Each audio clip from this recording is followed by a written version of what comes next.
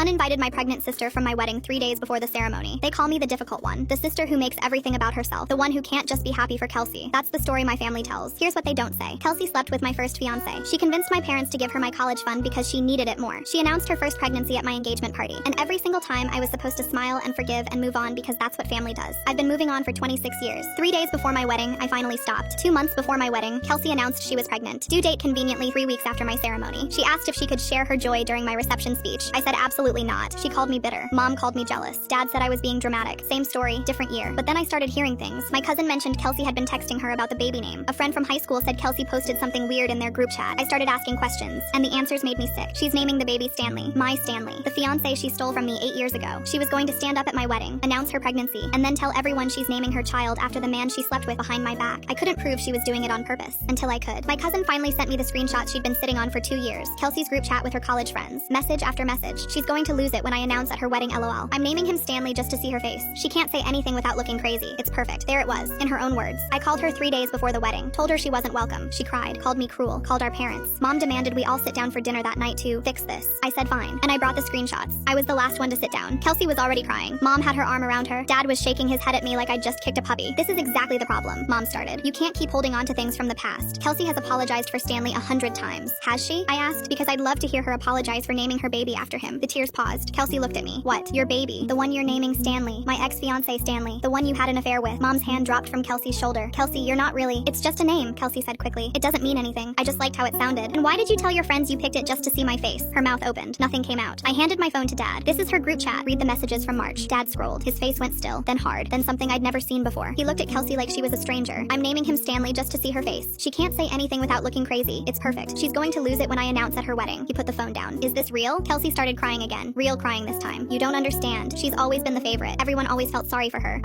You were just what? Mom's voice was ice. Finish that sentence. But Kelsey couldn't, because there was no version of that sentence that didn't make her sound exactly like what she was. She stood up, grabbed her purse, looked at all of us one more time, then she walked out. Nobody stopped her. Nobody followed. And nobody apologized for her. My wedding was 3 days later. It was the most beautiful day of my life. Kelsey texted me 14 times that morning. I didn't read a single one. Mom and Dad were there. They hugged me. They told me they were sorry. They didn't mention her name once. And when I walked down the aisle, I didn't think about Kelsey at all. For the first time in 26 years, she wasn't taking up space in my head. Turns out that was the real gift.